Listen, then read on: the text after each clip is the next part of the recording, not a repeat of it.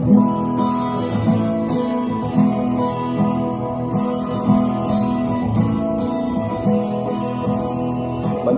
makinig, matuto.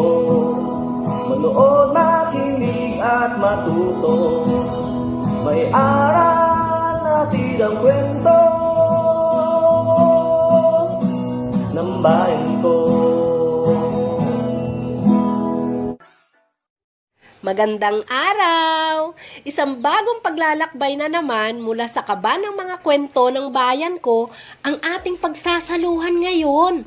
Ako nga pala si Teacher Ninette na maghahatid sa inyo ng kwento na kapupulutan ng aral. Ang babasahin ko ngayon ay isang kwento tungkol sa tunay na sitwasyon ng ating kapaligiran. Ano kaya ang magiging epekto ng pagkasira ng kapaligiran sa mga tao, halaman at hayop? Halina, alamin natin ito sa kwento na pinamagatang Ang Aking Tirahan o Kalikasan. Isinulat ni na Catherine A. Mico, Sherlita A. Guno at Genevieve A. Guno ng Gingoog City Division at iginuhit ni na Christopher A. Guno at JCB Barcelona ng kaparehong dibisyon sa Region 10. Binigyang buhay naman nito sa anyo ng audiobook ng inyong lingkod, Rosita Quijano de Vero, na nagmula sa dibisyon ng Occidental Mindoro. Handa na ba kayong maglakbay sa kaban ng mga kwento ng bayan ko? Halina't makinig! Isang araw, nagpatawag ng pulong ang inang kalikasan sa kanyang mga nasasakupan upang kumustahin ang kalagayan ng mga ito. Isa-isang dumating sina ilog, puno at mga hayop na sina ibon, isda at baboy ramo. Ipinatawag ko kayo ngayon dahil gusto kong malaman ang kalagayan ng inyong kaharian.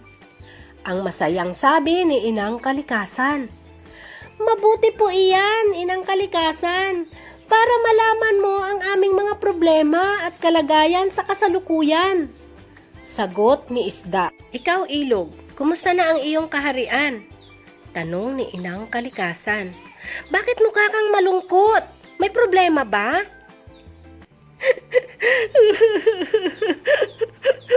Mahal na inang kalikasan, nalulungkot po ako dahil ginawa ng mga tao, natapunan ng basura ang aking kaharian. Sabay iyak na sagot ni ilog.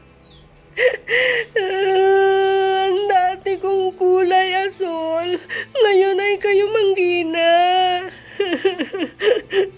Ang nanlulumong tugon ni ilog. Ano po ba ang dapat kong gawin upang manumbalik ang dati ko pong kulay? Dagdag pa nito. Hindi nakakibo si inang kalikasan sa kanyang narinig. Kaya, tinanong naman niya ang puno sa kagubatan. Ikaw, puno, kumusta na ang iyong kaharian? Patawad po, inang kalikasan. Dahil ang dati kong mayabong na kaharian, ngayon po ay kalbo na. Talagang hindi ko po mapipigilan ang kagustuhan ng taong bayan. Sambit ni puno. Tumingin si inang kalikasan sa mga hayop at nagtanong, Kumusta na kayo? Bakit kaunti lang kayo ngayon? Ayaw ba ninyo akong makita? Umiiyak na sumagot si baboy ramo. Mahal na inang kalikasan, ikinalulungkot ko pong ipaalam sa inyo na unti-unti na po kaming nauubos. Kami rin po ay nagiging kaunti dahil wala na kaming maitlogan. Sagot ng mga ibon. Lumapit siya sa tabing dagat at tinanong ang mga isda. Kumusta naman kayo? May problema rin ba kayo? Mabuti po naman, ngunit unti-unti na po kaming nauubos dahil nasisira na rin ang aming kaharian. Ang marahang sagot ng mga isda. Tama na! Masyado nang masakit ang dibdib ko sa mga sinasabi ninyo. Ako'y pupunta muna sa lungsod upang magpahinga, sabi ni inang kalikasan. Pagdating ni Inang Kalikasan sa lungsod, nagulat siya sa kanyang mga nakita. Naglalaki ang mga pabrika at halos hindi na siya makahinga dahil sa kapal ng usok nito. At nagkalat pa ang mga basura sa lansangan.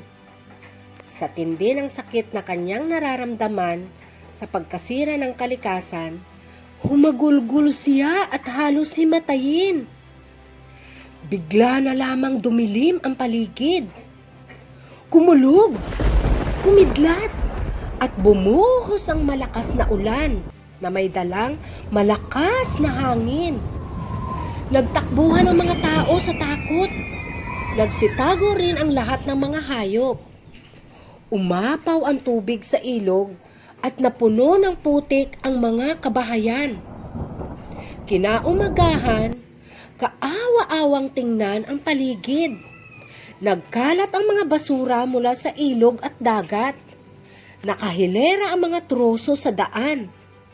Marami pang mga hayop ang nawawala. At wala na ring mga halaman na pwedeng kainin ng mga tao at hayop. Dahil sa pangyayaring iyon, nagising ang mga tao at namulat sa katotohanan. Noon lamang nila nalaman na ang lahat ng masasamang bagay na kanilang ginawa sa kapaligiran ay bumabalik din sa kanila. Nang sumunod na mga araw, bigla na lamang nagbago ang nakagawian ng mga tao. Abala na sila sa paglilinis ng kanilang kapaligiran at ilog, pagtatanim ng mga puno at pag-aalaga ng mga hayop ang kanilang ginawa. Iniiwasan na rin nila ang pagputol ng mga puno sa kagubatan, pagtapon ng mga basura sa ilog at panghuhuli ng mga ligaw na hayop sa gubat. Mula noon, masaya nang nanirahan ang mga tao sa kanilang lugar. Naging maingat na rin sila sa kanilang kapaligiran at inaalagaan na rin nila ang kalikasan. Dahil dito, masayang pinagmasdan ng Inang Kalikasan ang kagandahang ipinagkaloob ng Diyos sa lahat ng mga mamamayan. Minsan, may mga bagay tayong natututunan dahil sa ating pagkakamali.